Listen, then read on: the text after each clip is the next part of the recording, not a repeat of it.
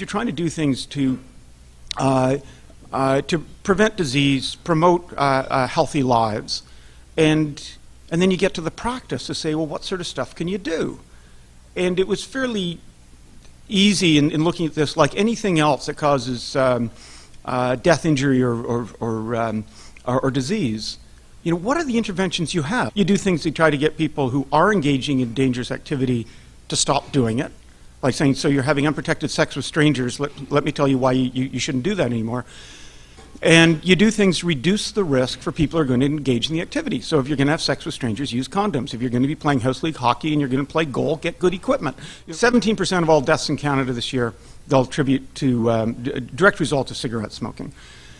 And yet, as much as we demonize nicotine, nicotine isn't the reason they're dying. They're dying because they're sucking smoke into their lungs. So anything that we ingest by sucking smoke into our lungs will cause the diseases smoking causes.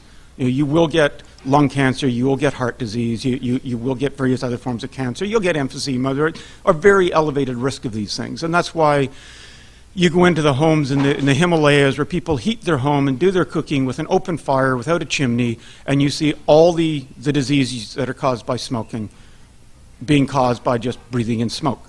So essentially, policy should come down to 4 simple words.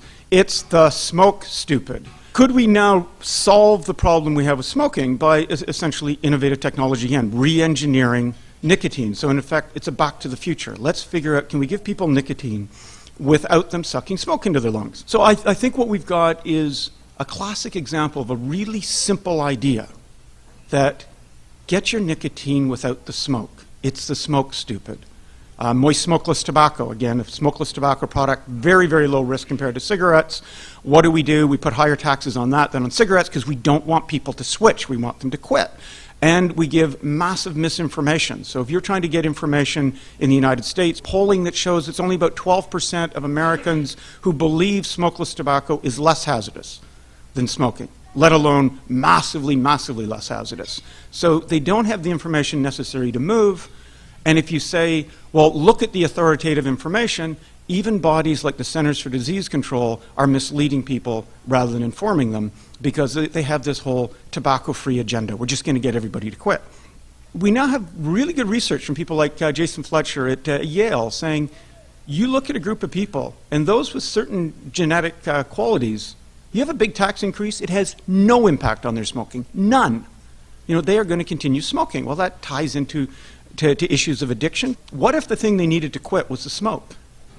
You know, and that it wasn't a matter of them having to fundamentally change their behavior. It was a matter of just, you know, get what you want in another way. Well, here you have a product that can retail for way less money than cigarettes, and it doesn't make you stink and it doesn't kill you. I mean, there's a huge advantage to something like that, and it started spreading. And if you find out I'm full of crap, you're probably on Twitter or you have a blog or you're on Facebook and you tell the whole world that I'm full of crap. That information gets passed around. And if you find this product works for you and it's got you to quit smoking, you pass that around.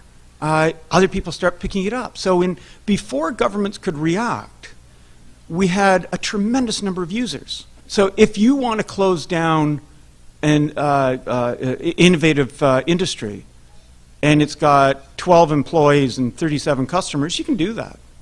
You know, I've discussed this with colleagues globally for many years before these products came out, saying, how many users would you have to have before it would be possible to just close something down?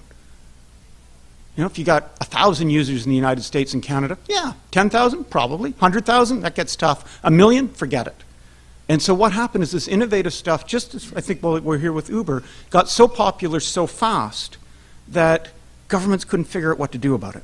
And so with that has come all these changes that happen with technology where the products are changing so rapidly. So it's more like what's happened to our phones because governments haven't been able to prevent it from happening. So they're getting ever better, they're segmenting the market, we're getting consumers deciding how to use a product. And I think that we're on the verge of being able to leverage the innovative technology we have now to get the sort of breakthrough that we've seen in other issues of public health. You know, the reason that we eventually did get things like the Green Revolution or the eradication of smallpox or pure water, that there's a chance for phenomenal breakthrough The science is really, really clear. The demand is there. The market exists. We're seeing what the solution can be, and we know the products we have now, 10 years from now are going to look like flip phones look to us now. It will change if we allow it to happen. It's a matter of opening that up to allow it to happen, and the role that we in dealing with law, with policy can play in causing that to happen. Thanks.